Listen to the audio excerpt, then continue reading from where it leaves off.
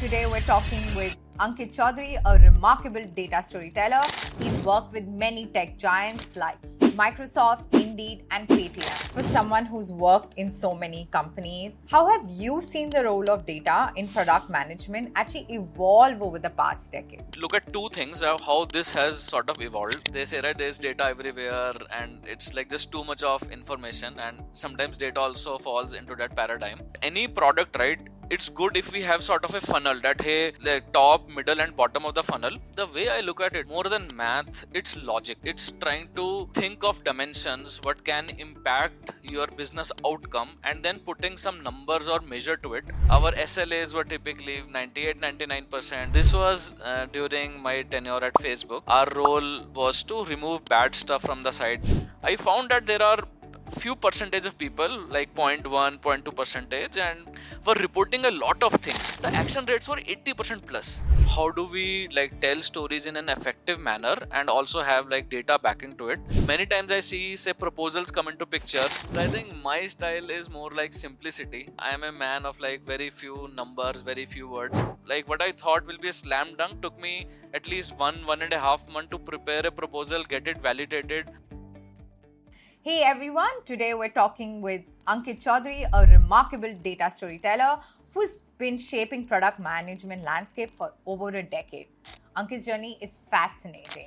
From co-founding a cricket analytics website in college to leading analytics at High Radius, he's been at the forefront of data-driven decision making.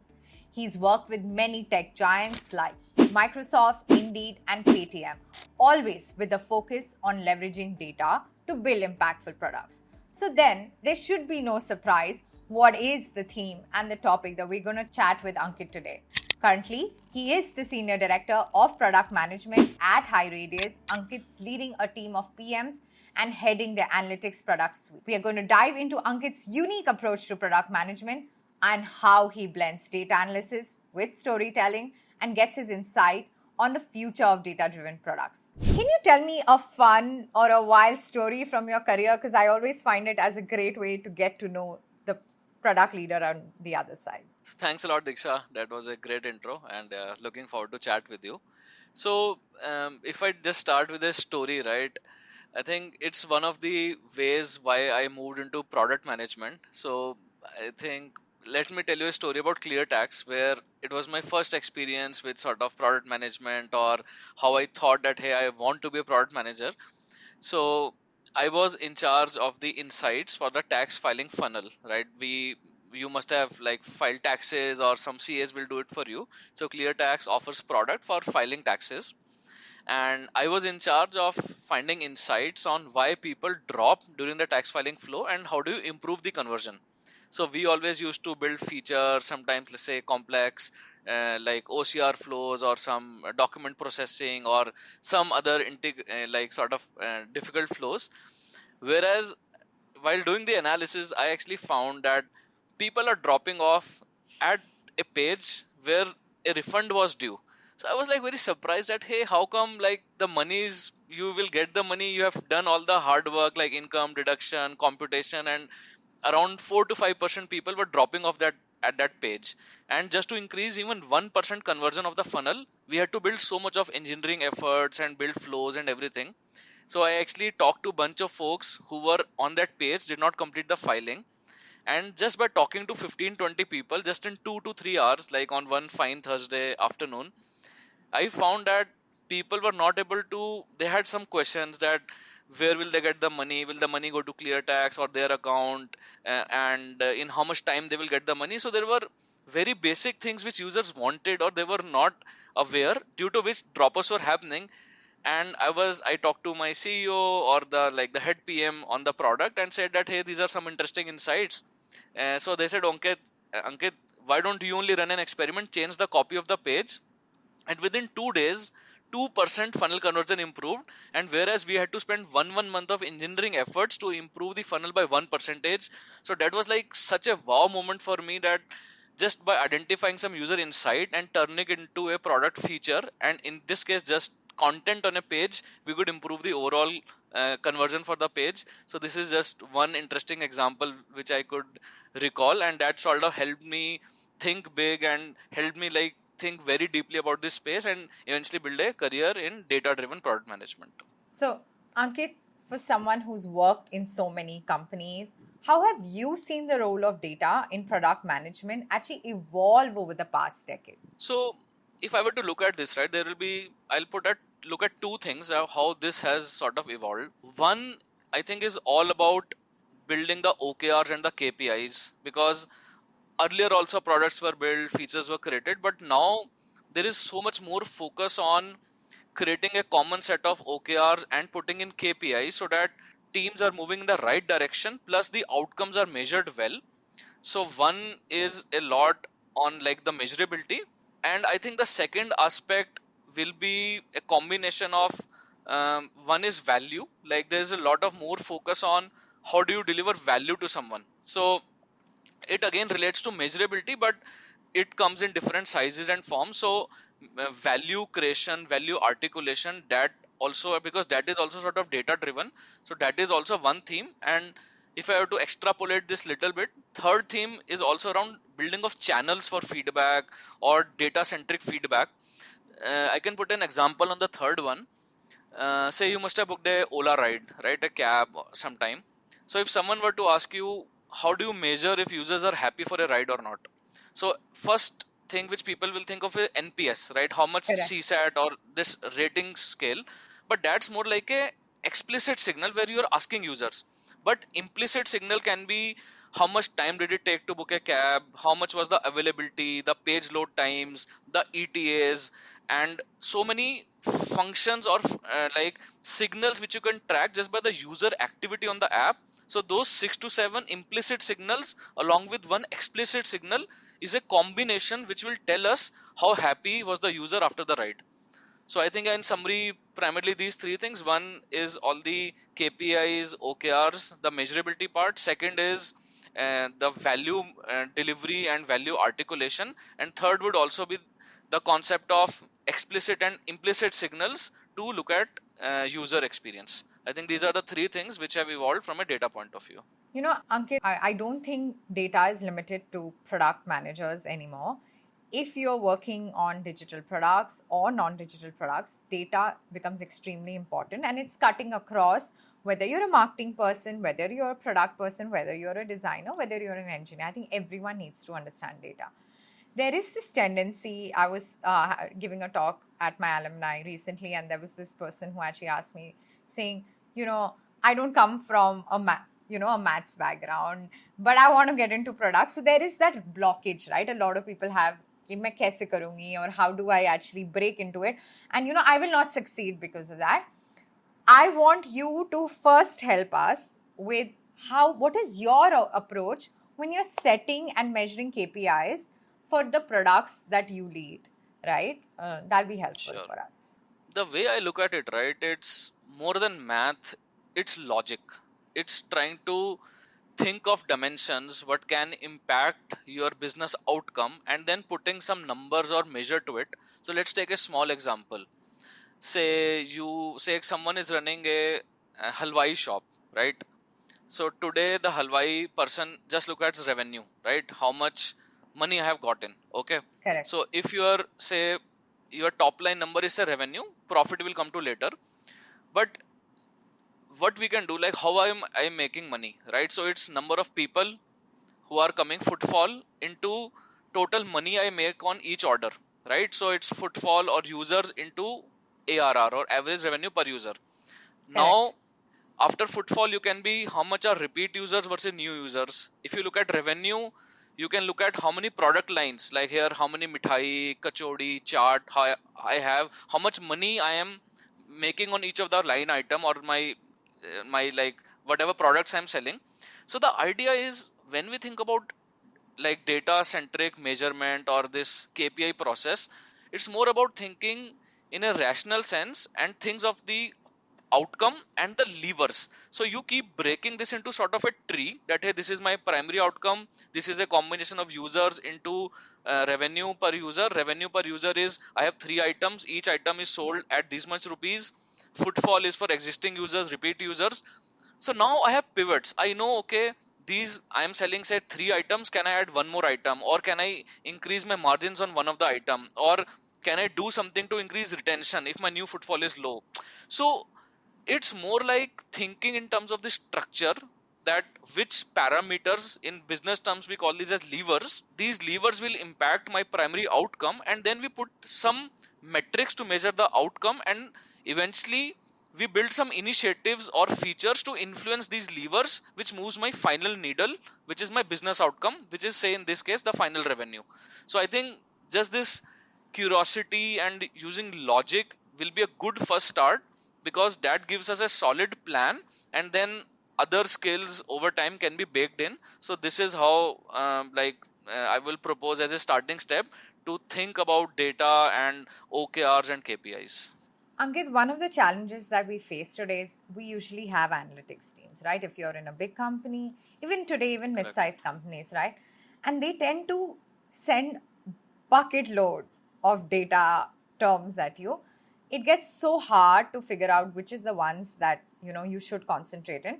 Do you follow a framework, or what are your hacks? So I think that's a great question, because they say right there's data everywhere, and it's like just too much of information, and sometimes data also falls into that paradigm. So the way to do it right is sort of have some framework in mind, that hey, what are the things which you are interested in. So for any product, right, it's good if we have sort of a funnel, that hey, this is the like, top, middle, and bottom of the funnel, say for any product, and then ask the right questions. That for example, if I'm acquiring users, what are the sources of acquisition, what is the cost for each channel, and how much I'm converting, like the quality of leads per channel. Then middle of the funnel, how are people interacting, like where are they dropping off, where are they spending most time, least time, where there's friction. And then Yeah. how many people are actually converting, how many, what rating we are getting, what feedback we are getting.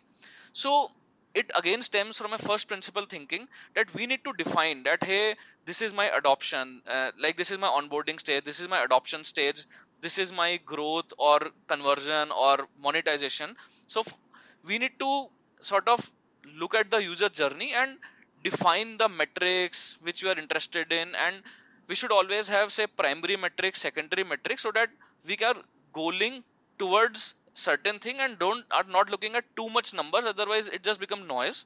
So as a PM, the role is to define that hey, what are the user stages we are interested in, and for each stage what are the key metrics, and overall as a business unit, these are the two or three primary metrics I'm interested in. For example, say if it's a Flipkart, right, so I look at say DAO, like how many users are coming, and how many transacting users, and total revenue made. So then it becomes a function of everything, that hey, people are coming, do they have enough products, if the products are there, do they have enough attributes, like features, they are moving things to cart, when things are going to cart, are there enough payment mechanisms, and if a user is converting, how do I get the user back into the system, or if they are transacting, how can I prompt better suggestions so that they bundle things and create a better cart. So I think asking the right set of questions, simplifying things, and defining primary KRs and secondary KRs, or primary KPI, secondary KPI. These are the ways by which we can simplify this exercise and make data actually helpful for us, rather than just being too many data points, which becomes difficult to assimilate.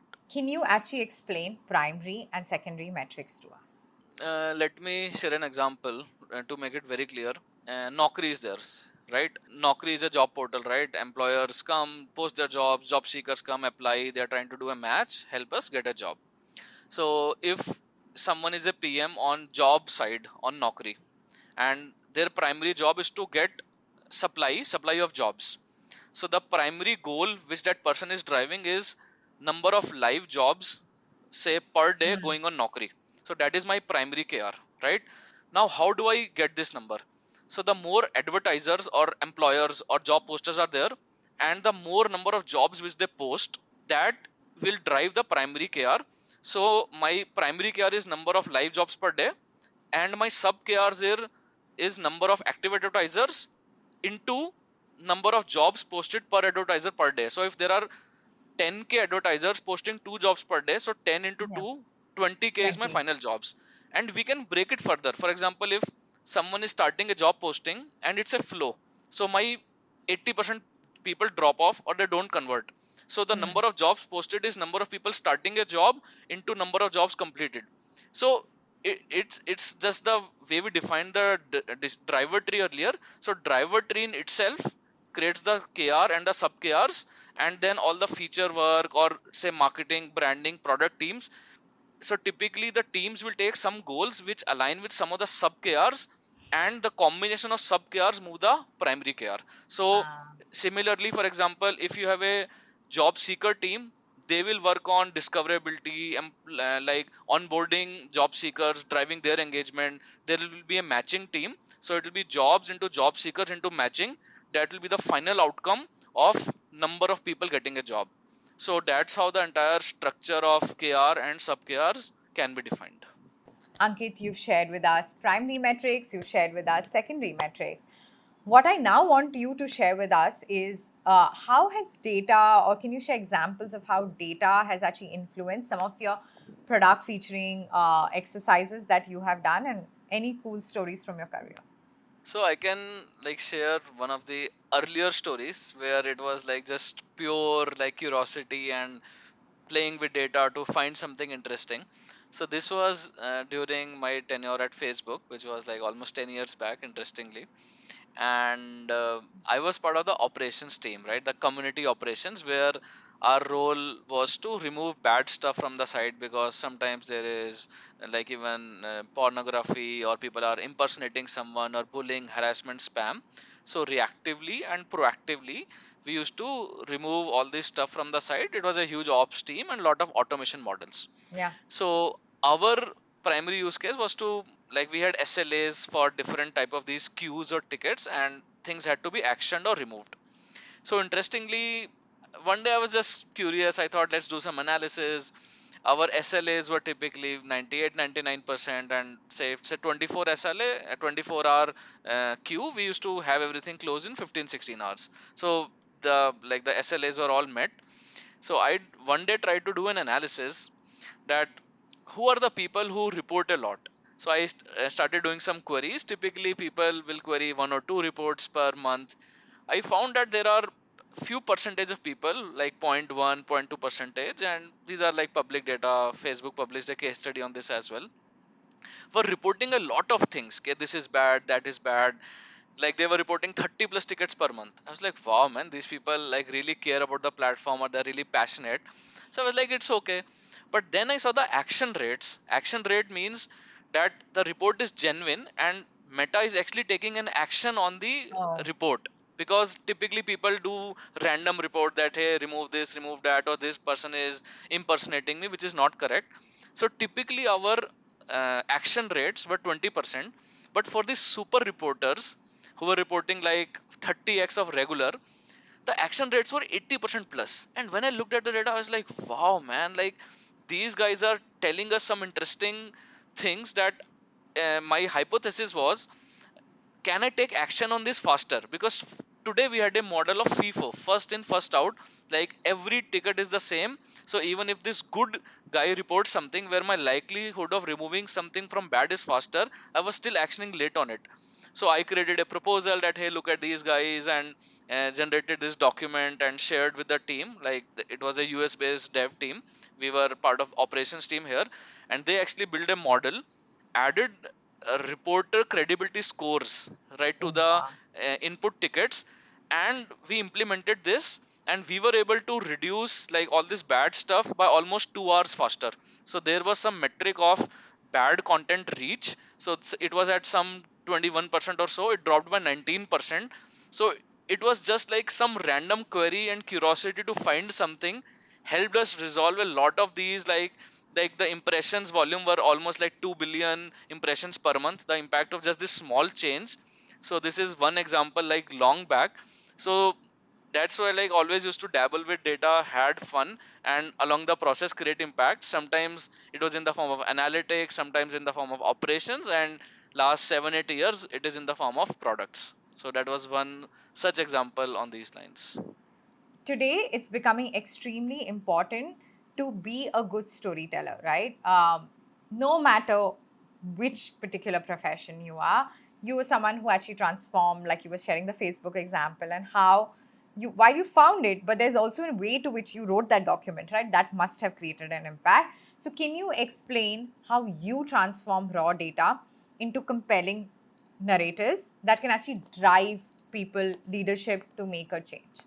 The way to think of it, right, Diksha, we can come up with a framework that how do we like tell stories in an effective manner and also have like data backing to it.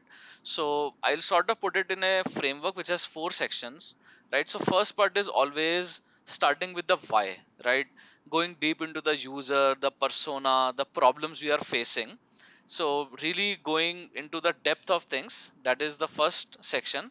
Second would be we talk about what are the potential solutions for the problems which you identified in the first step. So we sort of understand that, hey, this is my biggest problem I'm facing, these are my users or the cohorts, and then these are the potential solutions we can look at, because for every problem, right, there can be more than one solution.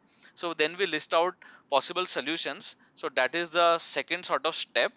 The third step is all around prioritizing the solution and then proposing that, hey, to solve this problem for my respective user cohort, these are the couple of solutions I'm proposing or prioritizing, and what is the estimated impact for those solutions.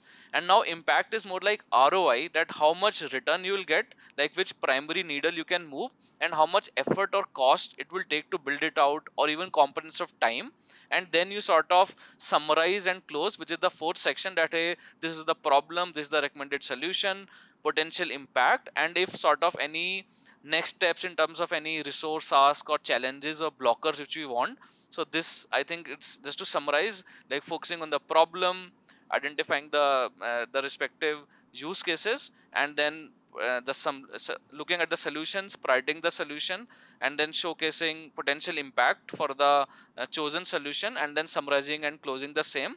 And as much as possible, backing it with actual user anecdotes and showing data for the potential recommendations. So this four-step framework is something we can look at for an effective data storytelling.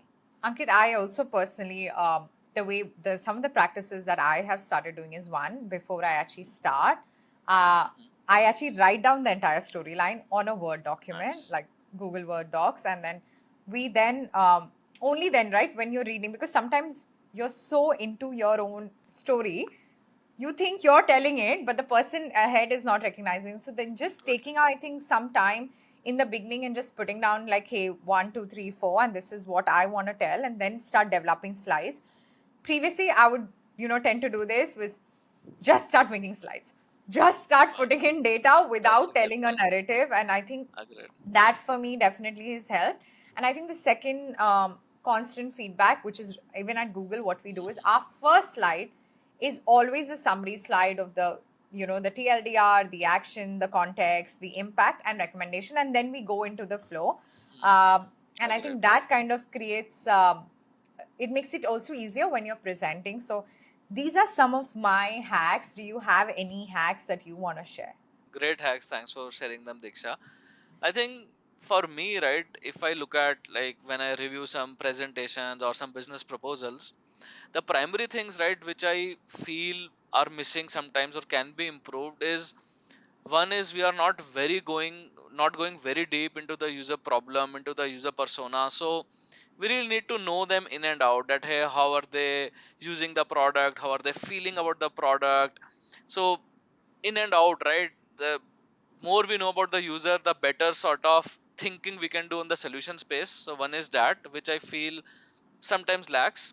Second, because I'm very passionate about data in general, is around impact measurement and articulation. So many times I see, say, proposals come into picture, but there is no sort of very deep thinking on why I'm proposing one solution over the other, or how will it help me move the needle for my primary business outcome or the final goals which the team has. So the measurability, or how do you validate the thesis, or sort of do some experimentation to measure the impact, so that sometimes does not come out that well. And sometimes, which I'm seeing these days, is lack of competitive research as well. So that is also an important element, because we also want to know what are the alternatives which exist on the table and what other options does the user have. So that also influences the solutions or the ROI for some of the hypotheses which we have. So these are two three things other than I think what you already covered, which sort of helps us in the overall effective storytelling. Ankit, I actually was thinking, what is your style of presenting? Do you tend to have more data heavy slides like a consultant? Or in case of like the marketing world where it's more visual, what is your go to style when you? So I think my style is more like simplicity. So I am a man of like very few numbers, very few words. So I always start with that, hey, this is the primary needle I'm trying to move, which can be say revenue, NPS, user experience. The next slide can be that which are the primary drivers, right? And where am I lacking today? And then double click on the problem area, give our hypothesis solutions, give a proposal, move out. So I always think, right, that the presentation should be very light, they should be very focused, and they should give proposals which are very deep and measurable. So I think I would sit somewhere in the middle, but like less slides, less data, simplified stories, and as much as user anecdotes if I can add. So I think that's how my style would be. Can you share one of the your stories where you use data storytelling to overcome some very, very hard stakeholders? So Indeed is a employer like marketplace, and we tend to put jobs, and job seekers will come, matching happen, and people will get jobs. So we were trying to automate the employer verification workflow. So today Indeed has a like, and it's public, anybody creates an account, they can see how the verification works. It's a manual process, like you apply a form, add the details like GSTIN and your company details and some registration details, verification happens, and within a day the account goes live. So when I was doing a lot of my user research, many people said that, hey, your verification process is very slow, apna is 15 minutes, naukri is 30 minutes, or it's not very user centric because you're asking for certain details which are not there even for our market. So we used to constantly improve the flow, but it was still manual. And I thought, hey, why don't we automate this, because some of the competition is doing, plus we have like auth based validations, like take a GSTIN, OTP will go to the registered number, and these are all validated and government approved sort of ways for validation. So I looked at the data, it was a pain point. User said it's a pain, competition said it's a pain. So I thought it should be a slam dunk, like go build the feature. But when I proposed, it was shot down. It was like, hey, there's risk.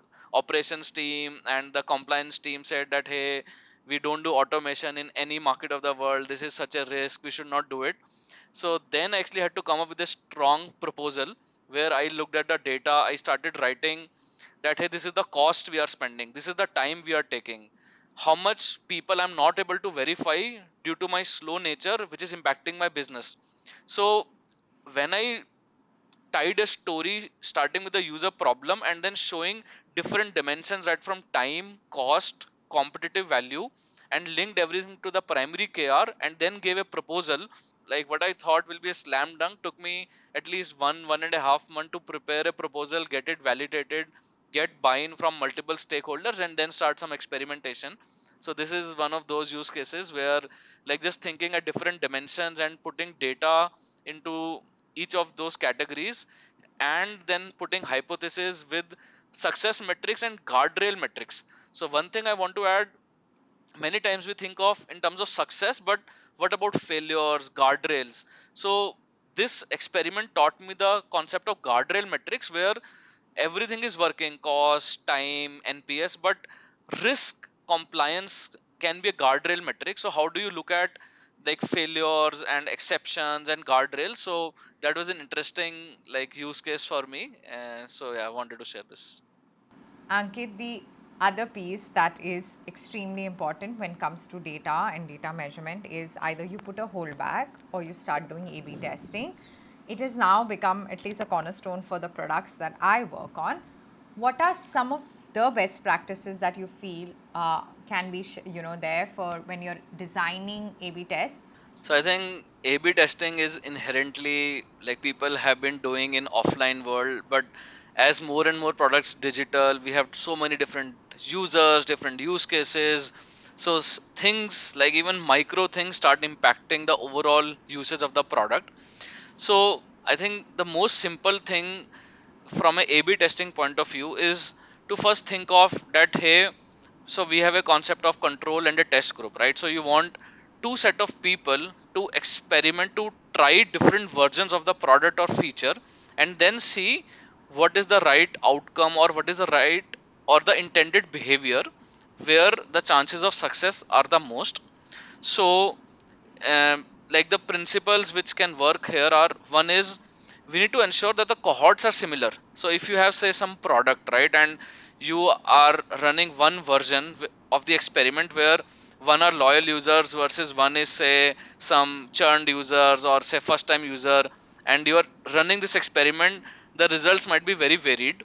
So it's very important to define cohorts in such a way, and there are conditions, or some companies call it parameters or configs, or you can say shared salt, like that's a tech term. Like salt is how do you define certain set of users on the basis of behavior. So I think two things are very critical. One is defining like a salt which is shared, which is so that your set of users are similar in behavior or characteristic. Second is defining a clear outcome, that hey, if this is a conversion or a click or time spent, like what is the behavior you are trying to measure. And the third, I think, would be statistically significant. Like you should know that hey, I am running the data experiment for 7 days, 5 days, the data which I have got is statistically significant or not. Because if say you get 10 or 20 data samples and you have million users, it may not be apt. So I think these three conditions, if we look at, is the shared salt or the conditions. The second is all about the success criteria or the outcome, and the result should be statistically significant. So a combination of these three typically helps us measure experiments in the right manner. I think, Ankit, this has been super helpful. The other piece that's been on my mind is how important do you think it is today for everyone to know SQL? So I think Diksha, SQL I think is like more like English in a business world. So it is very important because otherwise, right, to get even small insights, to do basic data analysis, we need to get to a dev, or even if these analytics tools are there, right, they will give certain data which is a drop down. So they will give you say for this region, this is my NPS or how many rides are happening. But if you want to draw a trend, that if there was a outage one day and the rides booked the next day after that outage, was there a drop in NPS or not? So you will, like, when we are building products or doing analysis, we'll find so many use cases where I need to map one data or join with another, or not join, but you can say from a business point of view, merge two data sets to find some insight. For example, if from a marketing channel I converted some users, is the NPS higher for these users or not? So right now my NPS is a separate metric, my product usage is a separate metric, my marketing lead funnel is a separate metric which goes in different tables. So either I go to the dev team, or if there is a pre-built dashboard, it just gives me top level insights. But many times to combine the data to find relevant set of insights, that hey, for this cohort of users, how much time did they spend on particular part of the funnel to how much NPS they gave me, right? If you want to find that insight, so you can just like write a quick query, get the data. So I think it's more of an enabler. It makes you move fast. Otherwise, if we don't know SQL or if we don't know basic analytics, our dependency on teams move fast, or dependency increases, which Yeah. potentially can make us less productive. Where can I learn SQL? Sure, I think there's this website called w3school.org. So they have like very good refresher courses on SQL. So every day, if someone spends say 1 to 2 hours for a week, I think anybody can learn SQL well. I might get you on, Ankit, to come and do a small master class with us if you have on Sure, sure. SQL. But let's jump into rapid fire now, Ankit, with you. What Lovely. are the top three tools every PM must know? Okay, so I think the first one we just discussed, it will be SQL. Excel I will not count as a tool because everyone knows about it. Second tool would be some data visualization tool, either a Google Analytics or a Power BI. And I think the third tool would be more on something on customer lifecycle management. So either a mixed panel or a clever tap. So these three And tools I would say are essential. what is the most overrated data trend right now? I think just using AI and bombarding it in everything, that is, I think, one of the, like, which I feel at least as of now, very useless or abused trend. What is the one skill aspiring data PM should master? I think the one skill every data PM should master is thinking in terms of numbers and thinking in terms of data. How do you sort of put a measure to anything and everything? That is something which is important. Your go to source for staying updated on data tech. I think it's mainly like Medium and sort of LinkedIn posts and sometimes some interesting YouTube videos and all, but mainly through the community. Which book do you recommend to sharpen data skills? So there is this book, Measure What Matters by John Doerr.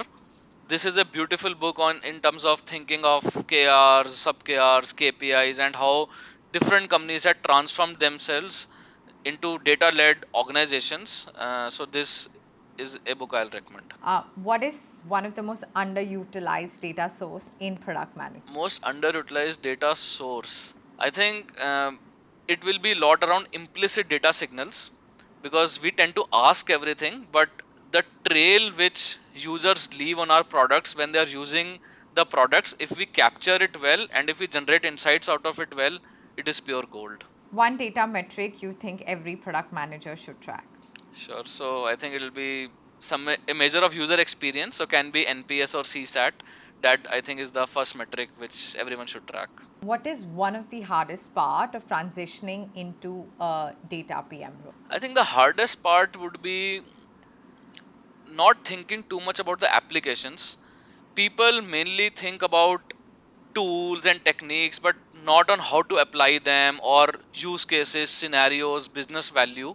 So, this transformation to think about value, scenarios, and actual applications is the hardest part. What is your data superpower, Ankit? Yeah, I think to simplify everything to maybe just one number and then start the story from there. This has been great. It's been quite exciting, Ankit. Very, insightful. Got to learn a lot. Thank you so much for coming on to Behind the Feature and sharing such cool, data insights with us. And we hope you the very best. And we can't wait to see what you're doing next. Awesome. Thank you so much, Diksha. It was a pleasure talking to you.